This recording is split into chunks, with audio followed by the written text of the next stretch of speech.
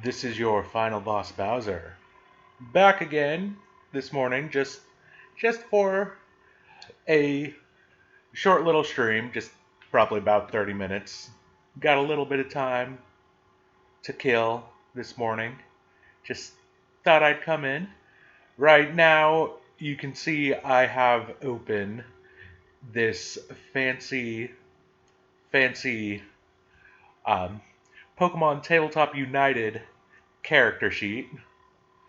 Uh just gonna be chatting here while I just kind of work on some NPCs for my Pokemon tabletop group I have going.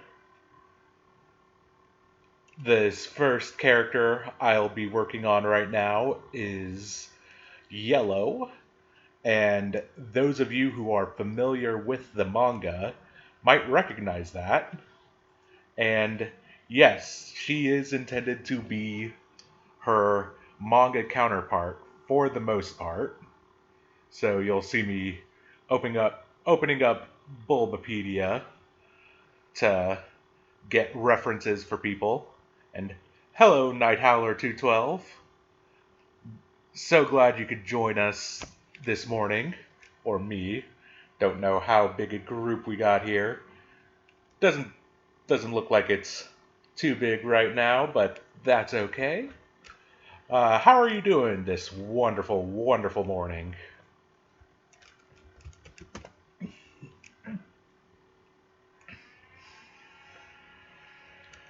And like I said, let me just pull up Yellow's page on Bulbapedia, which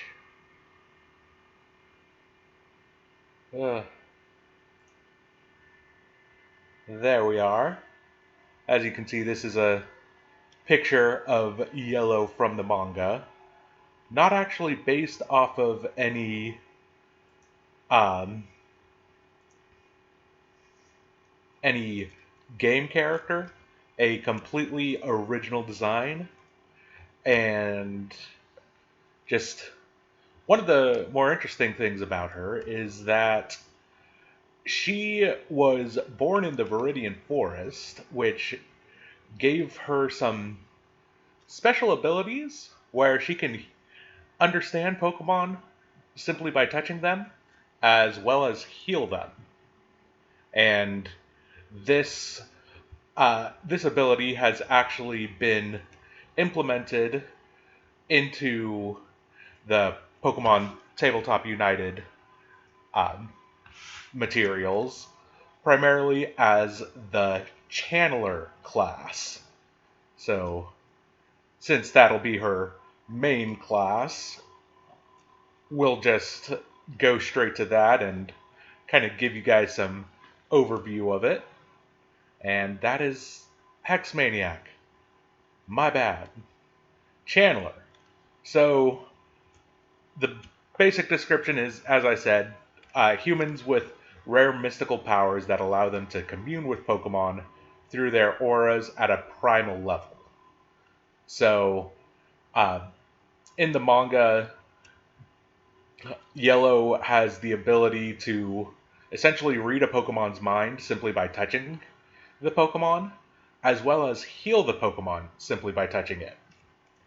Uh, this does make her very tired, however, and so she is prone to, well, kind of like narcoleptic tendencies. She falls asleep quite often, and sometimes in odd positions. I do believe she once fell asleep standing up in the manga, but to and she's very kind, like has lived alongside Pokemon like pretty much all her life, and uh, was the star of the adaptation of the game Pokemon Yellow. So the manga did actually adapt Pokemon Yellow separate from Red, Blue, and Green, and she got to star in it, in which the Elite Four, so Lorelei, Bruno, Agatha, and Lance, were actually villains of that story.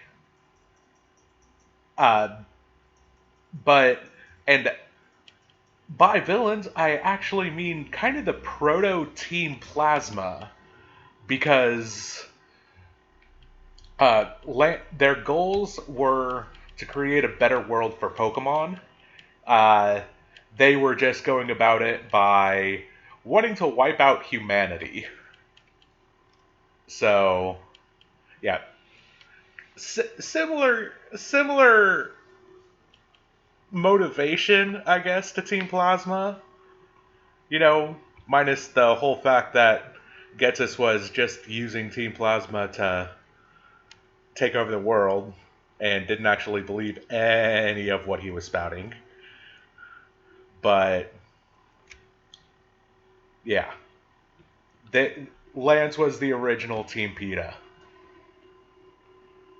But like here, we can check out some of the um, abilities of the Channeler. So, um, like Channelers get to channel targeted Pokemon, and they can do this with their own Pokemon, uh, Pokemon they don't own but are allied with, or even, as you can see, hostile Pokemon.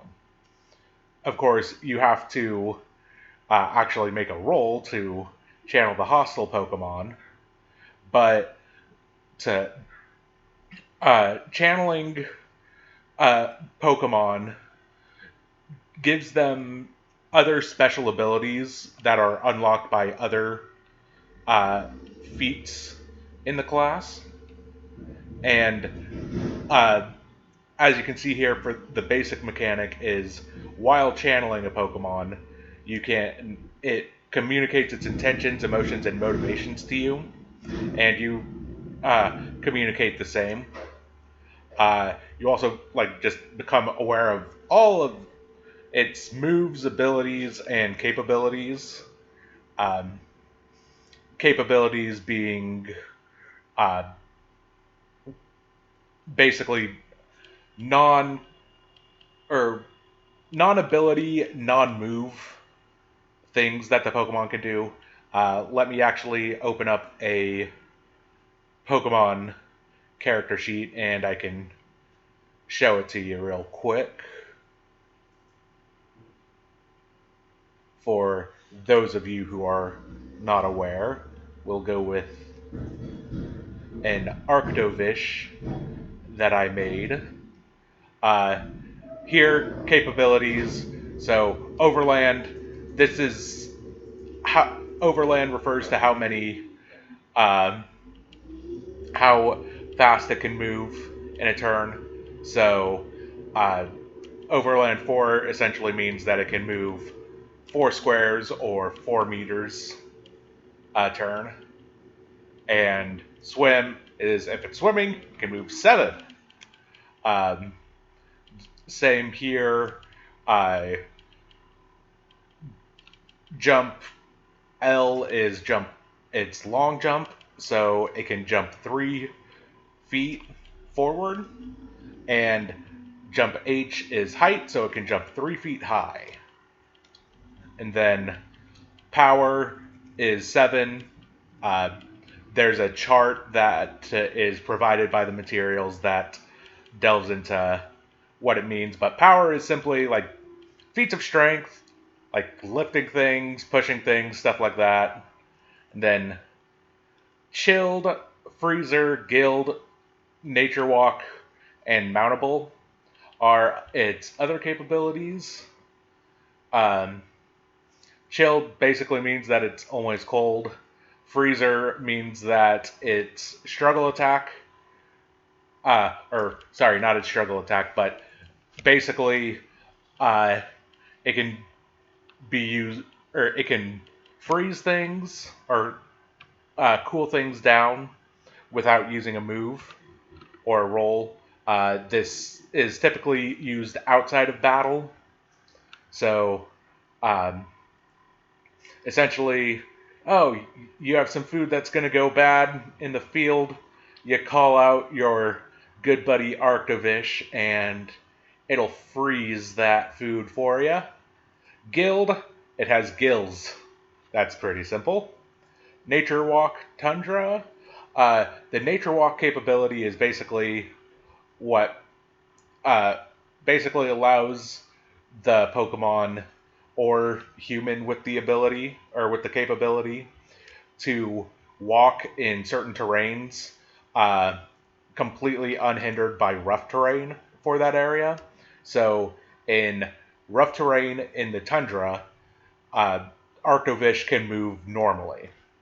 And then mountable is that without using its power capability, uh, it can carry uh, so many people up to a certain or of like pretty much average weight without it counting against the amount of weight it can carry due to its power capability.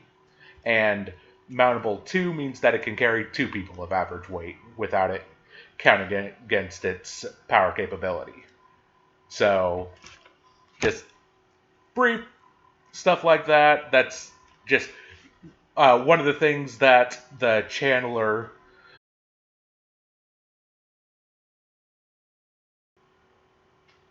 I do apologize. I do apologize. It looked like we got disconnected for a little bit. Sorry about that, but I think things are back to normal. Can chat confirm for me? Uh, can you hear or see my beautiful voice or face, as well as my wonderful Microsoft Edge screen with this all this whatnot? Oh,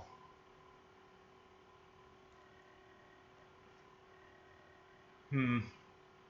Not getting any feedback, but I'll just continue right along and hopefully everything is working.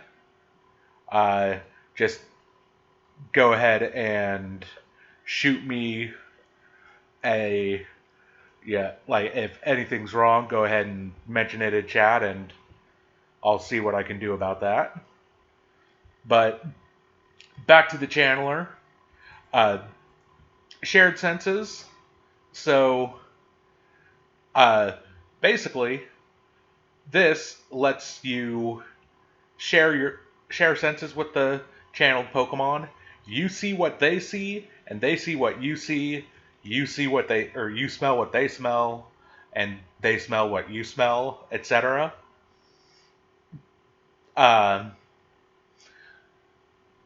and you can only do this for one at a time, just because that would be a bit of a sensory overload. If you have two channeled Pokemon and you try to see through both of their eyes at the same time, that would give you quite a headache. Little bit of a headache.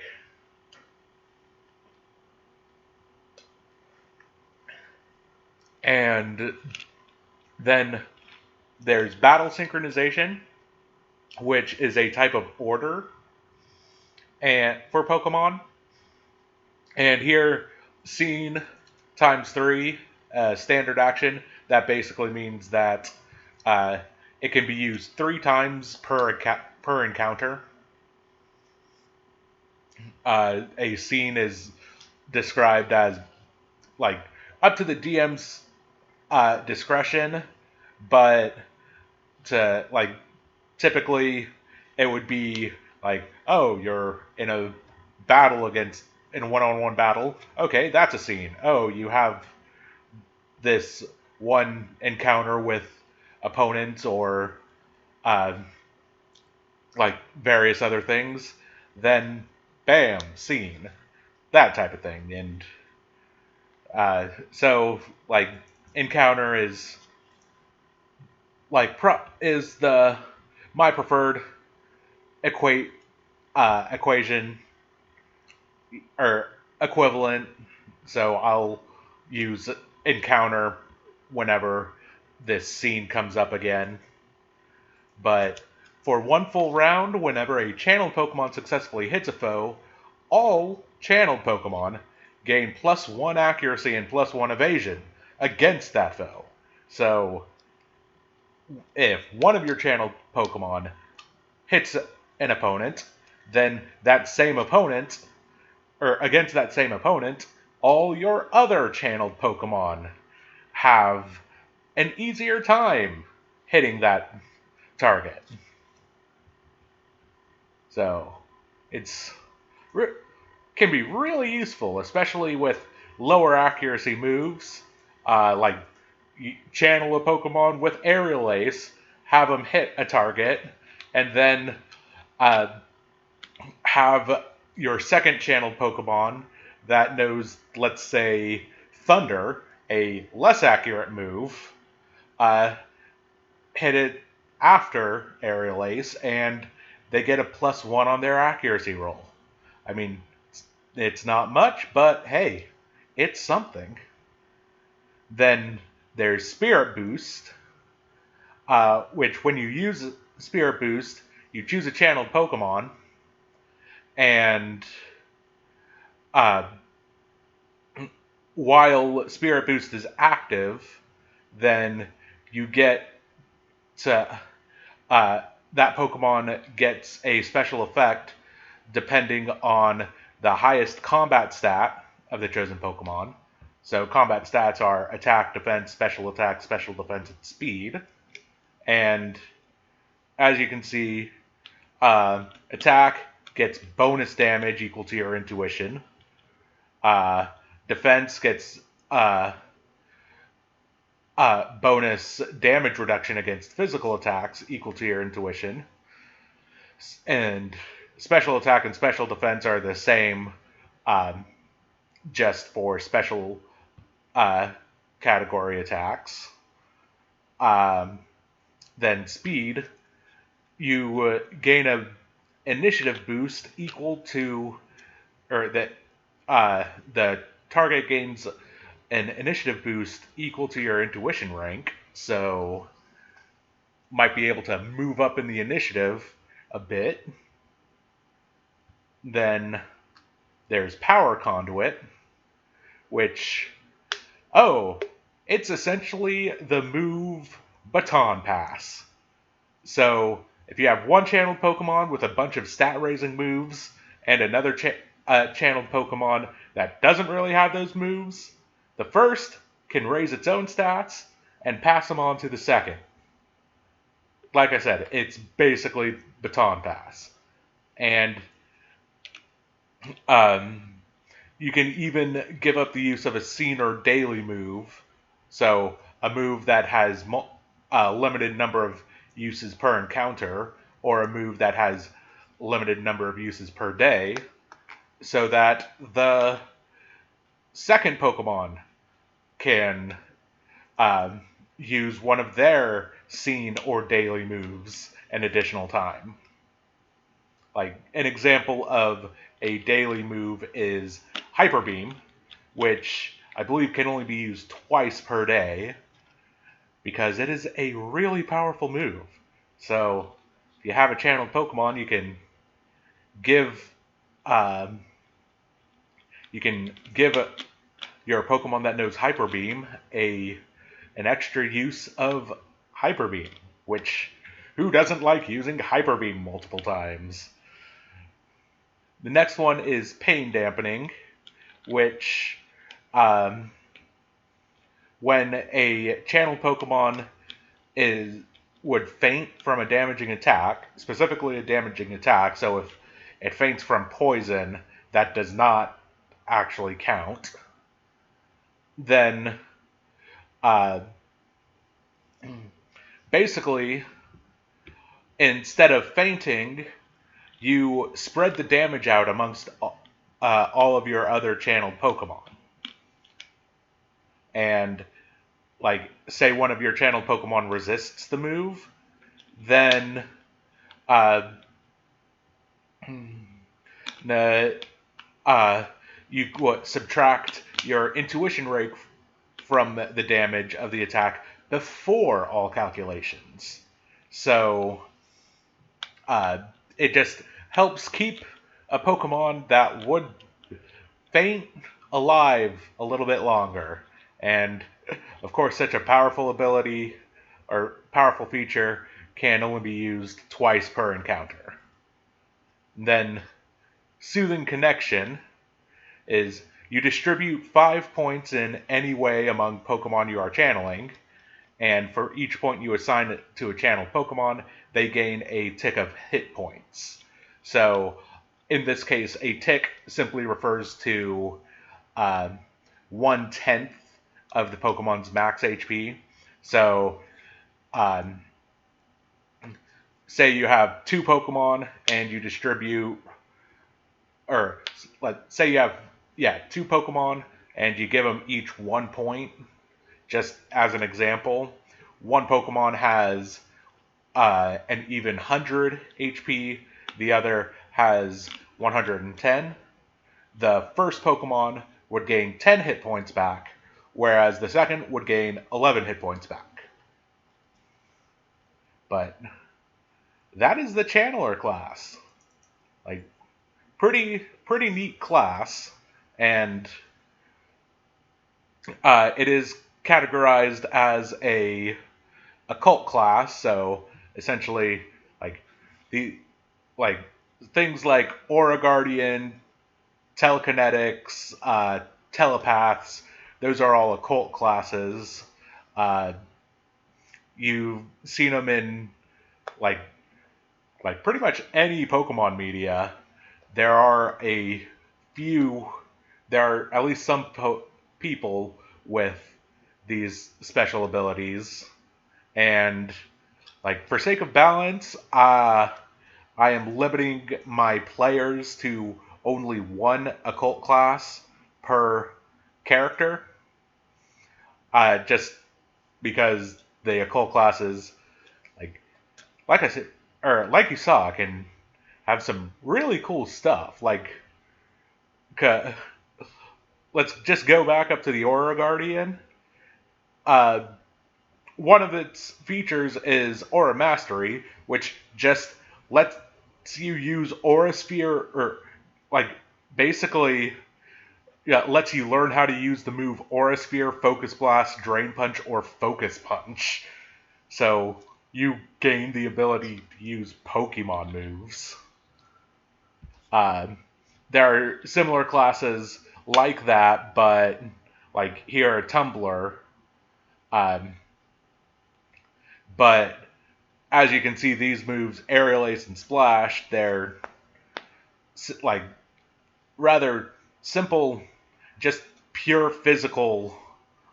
Um, like it's just a pure physical capability to be able to use those moves, not like Drain Punch where you steal some HP from your target, or Aura Sphere or Focus Blast, which are cool moves.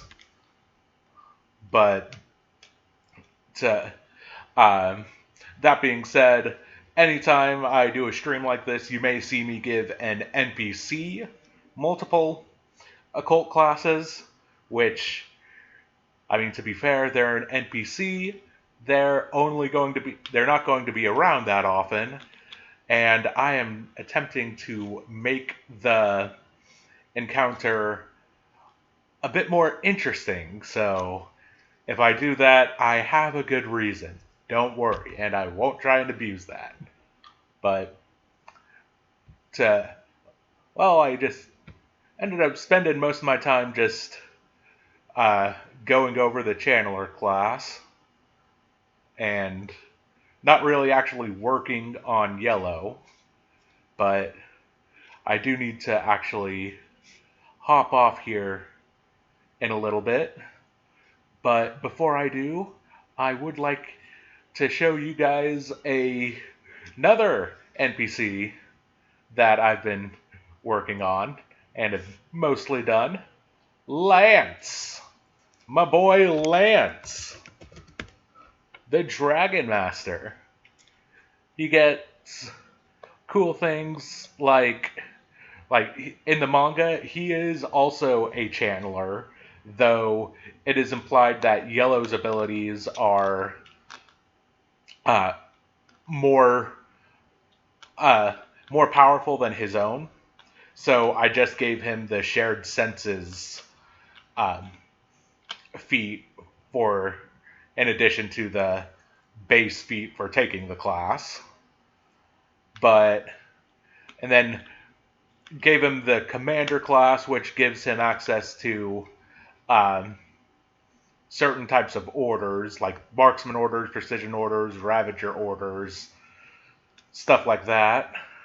Uh, but the main thing is the Dragon Ace move sync. So basically, it lets a like one of the type aces um, uh, Pokemon learn a move, but that move is permanently changed to match the type ace's type. So um, Lance is a dragon type ace, which I will just go ahead and add that in here for a bit more clarity. So his Pokemon can learn moves that are not dragon moves, but they would become dragon. Like, say, Hyper Beam. Dragonite's pretty much signature move, kind of. Um, like, the one move that is associated with Dragonite most. Uh, his Dragonite will have a Hyper Beam that is a Dragon type move as opposed to a normal type. So, I mean, gotta worry about fairies, but it hits ghosts. Then, uh, other features of the Dragon type ace include Tyrant's Roar, which, let me get down to that. So, twice per encounter, when your Pokemon hits with a Dragon type move, in a 2-square burst centered on the uh, targeted foe, uh, all enemies in that area are slowed and lose one combat stage in any stat in which they have positive combat stages. So, let's say you have an opponent caught in that had used Sword Stance previously.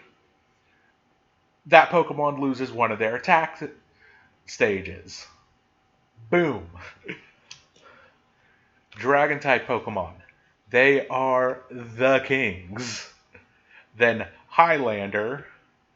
Um, your Pokemon's Dragon type attacks ignore evasion against targets that have no other combatants besides yourself within 2 meters. And on an 18 plus, cause the target to become slowed. So they can't get away from your dragon with Highlander. And Unconquerable, as long as it's active, uh, your the target your targeted dragon Pokemon can roll just a D20, and on a 17 or higher, they are cured of one of their status conditions. Then this will not stand. This is a cool one. If your dragon type is reduced to 50% of their max HP or lower from above 50% max HP, your Pokemon becomes enraged and gets basically a quiver dance. Or not a quiver dance, sorry. But it gets its attack, special attack, and speed boosted all once. So when your dragon type falls below half its health, it it goes berserk and starts hitting harder. And I'm actually going to give Lance another unique, or Lance's Dragonite a unique ability because, again, in the manga, his Dragonite can actually control the direction of its Hyper Beam. So what I'm going to have it do is, whenever Lance's Dragonite uses Hyper Beam or a similar move, like probably like Dragon Pulse, might think of a few other moves to add into that list, but a few essentially beam or blast type moves, Dragonite will be able to roll up to 3 attack rolls. So if the first one misses, he gets to roll again. If the second one misses, he gets to roll again. And then if any of them are successful, the move hits. Because, again, Lance's Dragonite in the manga can control the direction of its Hyper Beam. What kind of BS is that? The best kind of BS, if I say so myself. But that is all the time I have for right now. Short one right now. I honestly don't know if this test was long enough to take Manhatten, but that's still the title, and I stand by it. I don't care. But to hear pretty soon, the results of last night's test was basically that the setup I had, got the footage from the actual game I was playing was kind of choppy, but everything else was like the audio and my face cam were still pretty good. So either tonight or tomorrow, I should be able to stream some Pokemon Sword. Exciting. This first stream, it will just be like some competitive battling / training. Nothing too intensive. Like what I would do is hop into ranked battles in the battle spot area, and just show off my Pokemon, maybe do some battle tower stuff. But later on, I would like to actually do a Nuzlocke for all of you people of Pokemon Sword, which, like, an adjusted Nuzlocke, I do have some rule changes that I'm going to implement, but I will display those when I am ready to do the Nuzlocke proper. And so when I start that, I'll have those rules up. But until then, this is your final boss, Bowser, signing off, and I will catch you next time. Have a wonderful day, everyone. Have a wonderful Saturday, and a wonderful rest of your guys' weekends. Bye!